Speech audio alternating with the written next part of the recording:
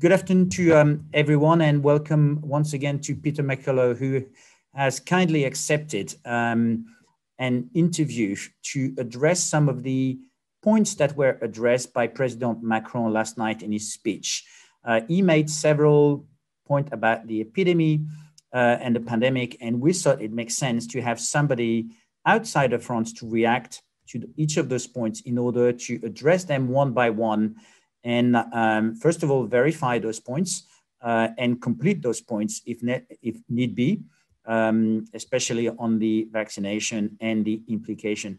Let me remind everyone that President Macron last night made mandatory vaccination for the healthcare workers, imposed the vaccination pass on a number of individuals, and which led to the prevention of access to a number of essential commercial shops, such as commercial centers, to non-vaccinated person.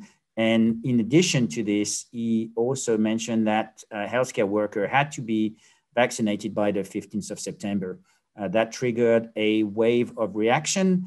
And we thought, rather than boiling the ocean, we thought we might ask one of the world experts who spoke to the US Senate about the disease.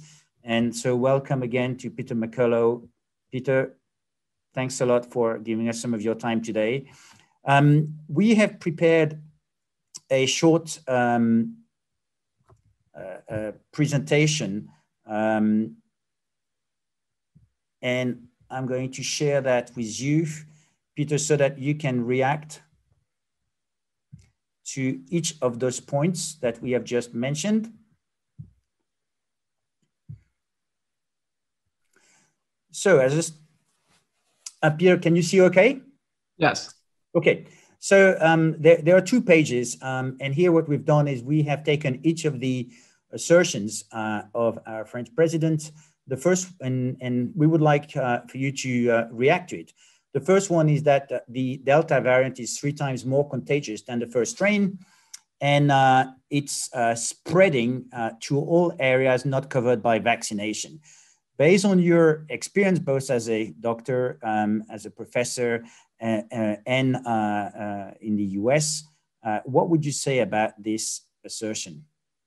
Yeah, so as a professor of medicine, internist, cardiologist, and epidemiologist, I'm completely focused on this pandemic response for the last year. So I've been like a laser on the data. The Delta variant came out of India, and it has 7 mutations in the spike protein, one in one of the other components of the virus. And in the test tube, it's slightly more contagious when tested compared to the original Alpha or UK variant, slightly more contagious in the test tube. It is not more contagious in the community. This is very important. France, just like many places in the United States, has hit herd immunity. So the virus can't pass as readily as it could a year ago. And so, no, it's not 3 times more contagious. Even any data that come with respect to contagiousness of the new strains is done in a test tube, and so it's theoretical. Thanks, Peter, for that. So the second assertion that derives from the speech is, if we don't act now, the number of cases will continue to rise sharply and will inevitably increase hospitalization starting in August. Well, there is a rise in cases, and in France, you have a rise from very low baseline, just like we have in the United States. It's also occurring in Japan and elsewhere in the world, but from a very low baseline. And it's because the Delta, as well as the Lambda and Alpha, are resistant to the vaccine. So it's both vaccinated and unvaccinated patients can get these new strains. The vaccine has no effect against them. The vaccine simply is obsolete at this point in time. Fortunately, these newer strains are mild, and it's very easily treated. They have the lowest of all mortality rates compared to the original, certainly the Wuhan spike protein, the original wild type virus, as well as the UK variant. So yes, there'll be a rise in cases, but vaccinated patients are contributing just as much as unvaccinated patients because the vaccine doesn't work against new variants. Then moving to the next one is the statement he made was all the vaccines available in France protect us solidly against this Delta variant. They divide by 12 its power of contamination and avoid 95% of the serious forms. Just so that I mentioned, there's no scientific evidence in his speech. This is just the statement he made, okay?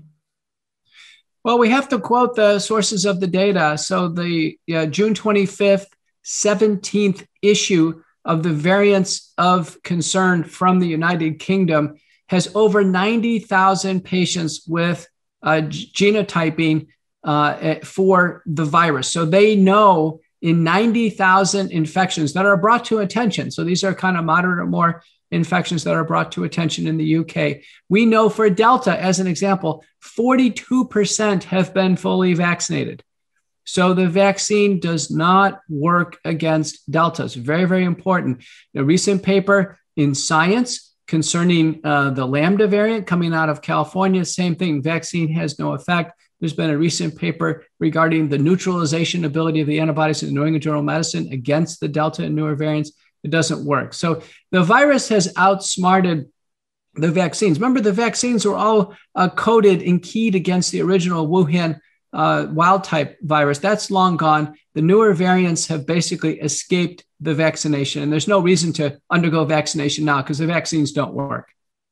So in essence, what you're saying is that we should ask him to provide the evidence of the statement of the division by 12 of its power of contamination, because based on what you're saying, really, that doesn't sound to be correct.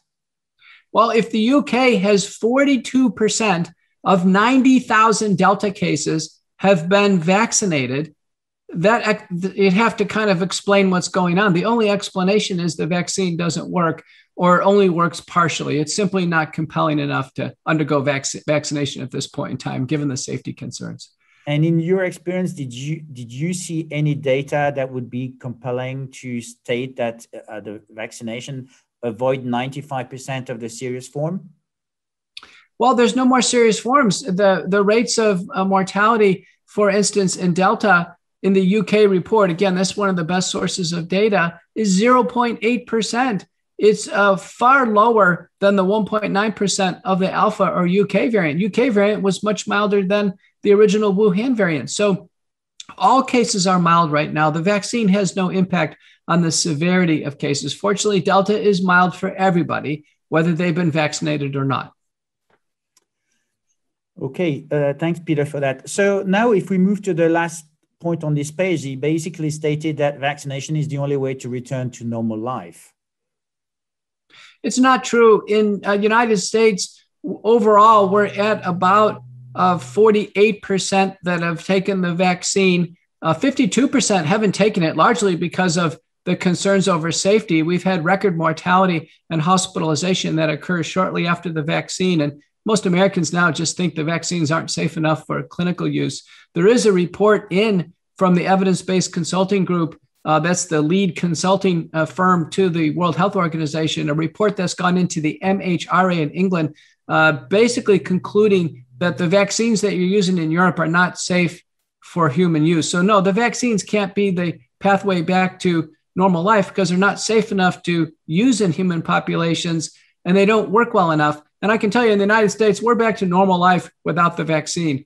And so we're just like in France, we're going to have a small rise in cases. And the cases are heavily influenced by the asymptomatic testing. The World Health Organization, as of June 25th, basically told the world to stop doing asymptomatic testing. You're still doing a lot of that in France as well as the United States. And so we know the case count is inflated by at least 40% just from asymptomatic false positive testing. So if we got away from false positive testing, just took care of sick patients with early treatment, it's a mild set of variants now, and the pandemic will close out with vaccination. It's not needed to return to normal life.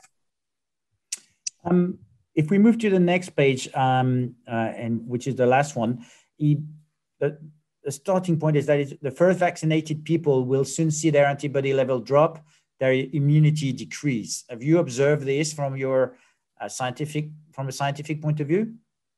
That's not true. There's been studies even when the antibodies are completely gone, studies from the bone marrow showing that the plasma cells are ready to respond if the body's re-challenged with SARS-CoV-2. So the natural immunity, the T-cell immunity, is robust, durable, and complete. We expect it to last for decades, just like it did with SARS-CoV-1. So the naturally immune will have a robust immunity, and that will confer your herd immunity. We're hopeful that those who are vaccinated have some residual T-cell recognition. But having said that, you've had continued infections despite vaccination in France, just like we did in the United States, and you've built enough herd immunity to close it out with any further vaccination.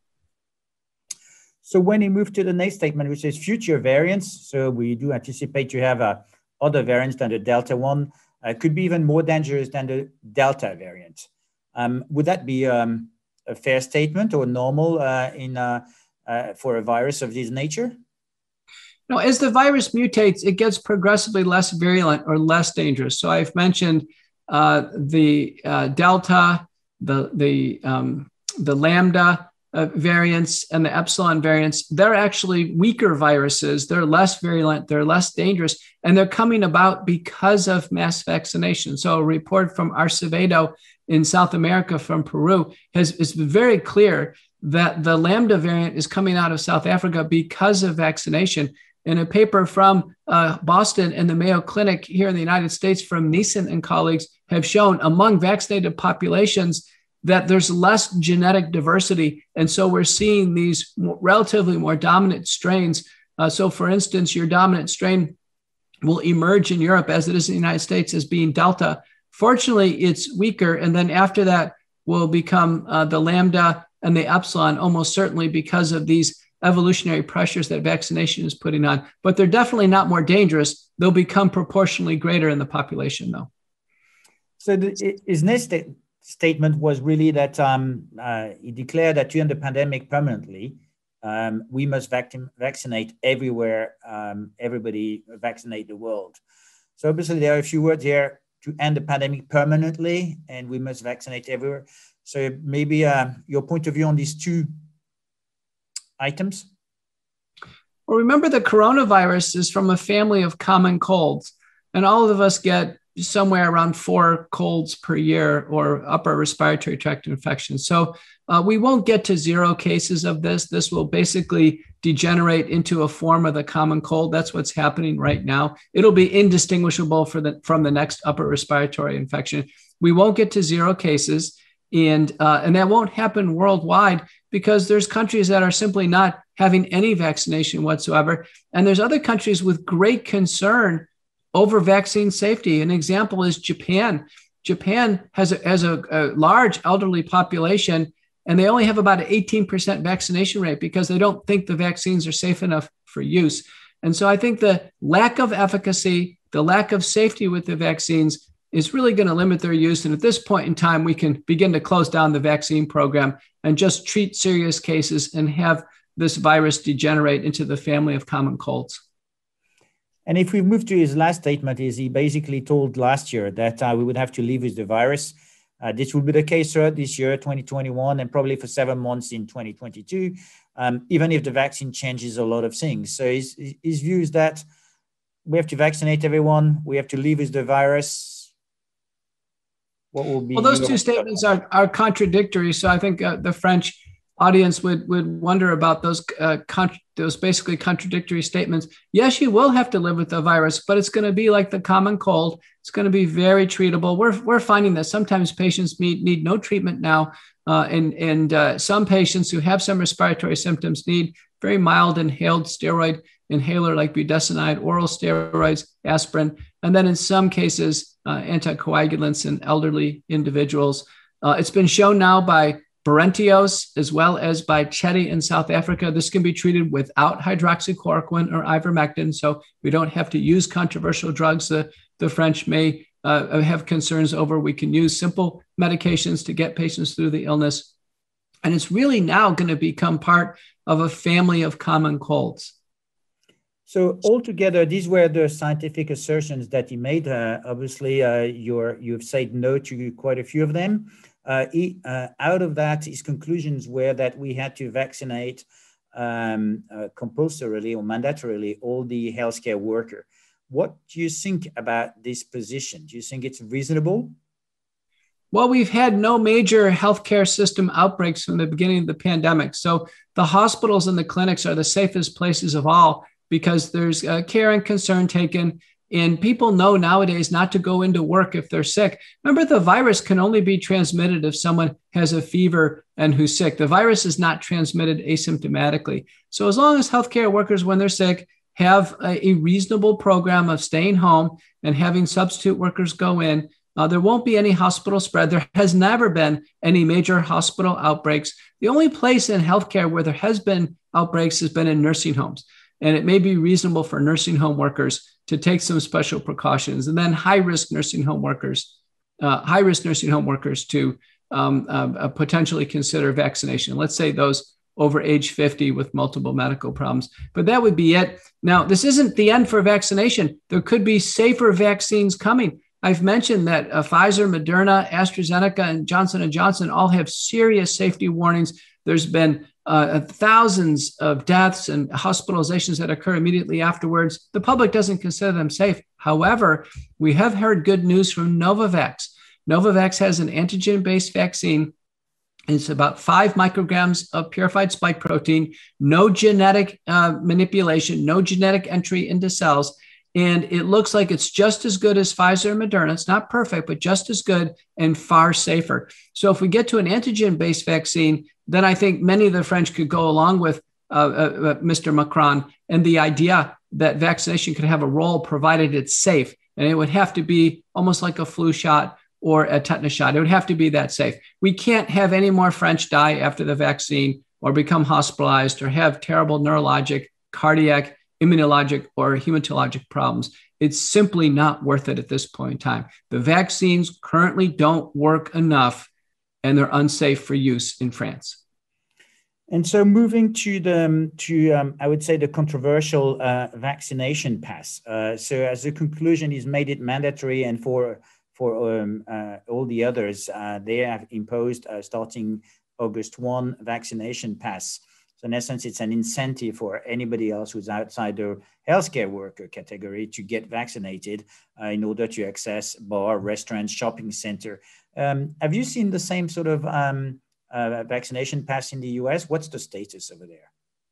There's been discussions of vaccine passes, but many have just not put them forward because the vaccines don't work well enough to have a pass. So for instance, it was reported in Houston a week ago that there was a family wedding and they mandated that everybody get the vaccine to go to the family wedding. They got together, several dozen people, and 6 people came out of the wedding with the Delta variant.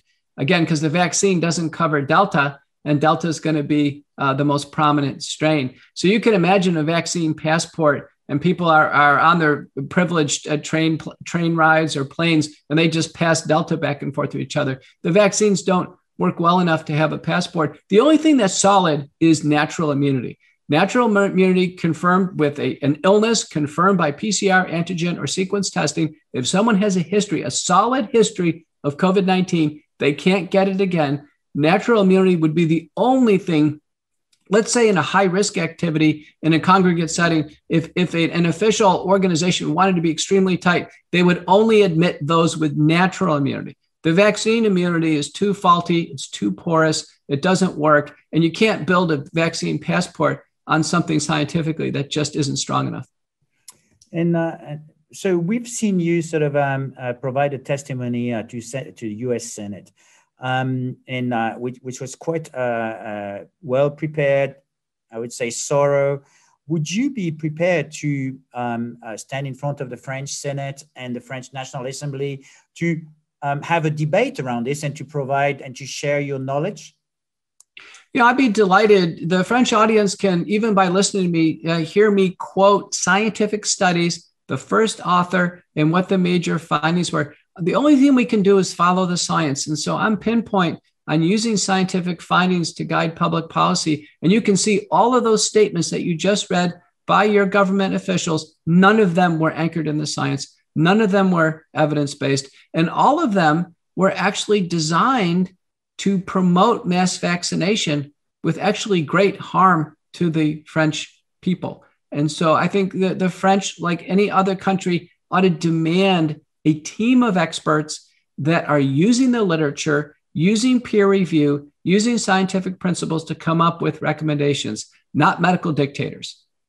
So moving to this piece of advice, I mean, what are the missing components in this, I would say, narrative? I've identified that, for example, the informed consent, the free and complete informed consent of individuals, because there's some scientific points which are missing. Would that be one of the first things that you would try to address? Well, the informed consents in all the countries say right on the consent form that vaccination is voluntary. So it's very important. So if a French government now says administration of a vaccine is mandatory, they actually have to change the consent form to say it's mandatory. Right now, the consent form says it's voluntary. So if a French citizen walked up to a vaccine center and was told they have to take the vaccine, the first thing they actually see is a consent form that says it's voluntary. That means walk away. You don't have to do it. It's voluntary. So everyone needs to know the vaccines are voluntary and that no one under any circumstances can receive pressure, coercion, or the threat of reprisal to take a voluntary vaccine that's still investigational. It's not proven to be effective, and it's been shown to be unsafe in all the data reporting systems. So one doesn't have to be forced into that. It violates what's called the principle of the Nuremberg Code. It also violates the Declaration of Helsinki. We can't have investigational products that are being used and then force individuals to take them and violate that important principle. It violates ethics. It violates basically morality. And from a civil perspective, it's illegal. So you just mentioned sort of the side effects and the amount of side effects that you've had in the US. And that definitely is part of the informed consent, because if you talk about the benefit or the efficacy, then you should talk about the adverse effects. So just to remind the readers and the viewers, what are in your views the side effects and what size are the side effects? Well, the consent form in the United States is very short, and it says that we don't know if the vaccines are going to work. They are investigational, and the side effects can be anything from a sore arm all the way to death. And that's what it says in the consent form. And boy, have we seen the deaths. So in the United States, we're over 9,000 deaths that have occurred. There's an analysis from Rose and colleagues that was published in the Journal of Science and Public Policy that shows that 50% of the deaths occur within 48 hours of the injection, and that 80% occur within a week. An analysis by McLachlan and colleagues from London shows that 86% of the deaths are directly related to the vaccine. So these are people who are well enough to walk into a vaccine center and die within a few days. I can tell you that's unacceptable. In the United States during the flu pandemic in 1976, we shut down the program after a quarter of Americans were vaccinated with 25 deaths. We shut down the program.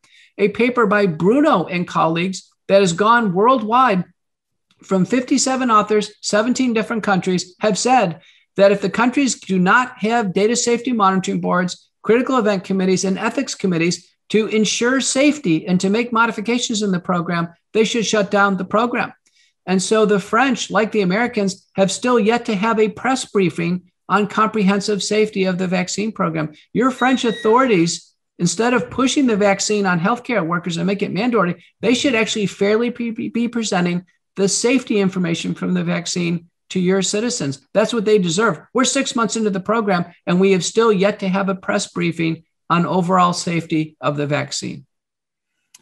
Peter, thanks a lot for all of this. If you had one closing statement to, I would say, my French colleagues, my French citizens, what would that be, apart from what you've just said? I would focus on acutely sick patients with COVID-19. There's relatively few of them. You have a very low baseline. You're going to have a small rise with Delta. It's always manageable in the home with sequence multi-drug therapy. I've published the lead papers on that are in the National Library of Medicine. They are permanent and secure as publications. You can search me by McCullough in the American Journal of Medicine and Reviews in Cardiovascular Medicine, and that it's treatable. One can get through the infection. We do not have to risk hospitalization and death. The new variants have rendered all the vaccines obsolete. There are multiple calls into regulatory agencies to go ahead and close the program. Not a single person needs to be vaccinated at this point in time, and certainly not healthcare workers. Well, Peter McCullough, Professor McCullough, thank you very much for your time. It's very kind of you to give us some of your time so early in the morning from your point of view, so to provide our viewers a comprehensive review of the statements made by the French president last night, and to validate or counter-validate or invalidate some of his statements. Wish you a very good day, and thanks a lot for your time today.